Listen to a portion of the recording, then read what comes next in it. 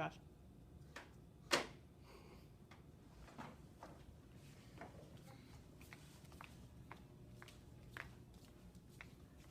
Tyler Hobb, Informative Speech. DoSomething.org states that regardless of socioeconomic status or school district, students that participate in a high-quality music education program receive 22% better scores on English and 20% better scores on math standardized tests. So today I'm going to teach you a little bit about how music works.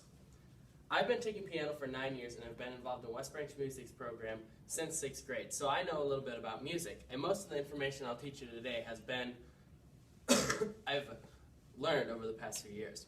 So today I'm going to teach you how to read a time signature, how to read notes, and how to read other various musical markings. So let's start with time signature.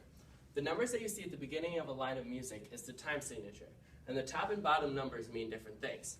The top number is how many beats are in the measure, and the bottom number is what note gets the beat. And how we figure that out is you erase the top number and you replace it with a 1. Then we get 1/4, meaning a quarter note gets the beat. Something else that you might see at the beginning of a line of music is a C. This stands for common time, or 4/4. Something else you might see is that same C with a line through it, and that stands for cut time, or 2/2. So let's move on to reading notes. And before you can actually identify the notes, you have to identify what clef you're in. And there's two kinds of clefs. There's the treble clef, otherwise known as the G clef, or the bass clef. So let's start with the treble clef. On the lines we have, or in the spaces we have F, A, C, and E. Face. Pretty easy to remember. On the lines we have E, G, B, D, and F. That's a little bit harder, but I use the phrase every good boy does fine to remember that. And the bass clef is a little bit harder. The lines are G, B, D, F, and A, while the spaces are A, C, E, and G. And I use the phrase all cows eat grass to remember the spaces. Something else you need to know about reading notes is how long they are. So in a standard 4/4 time signature, a whole note looks like this, and it gets 4 beats. That can be split into 2 half notes, and they each get 2 beats. Those can each be split into 2 more quarter notes, and those each get 1 beat. 4 quarters, 2 halves, and 1 whole. Pretty easy, right? So let's move on to dynamics. And dynamics is where music really gets its color.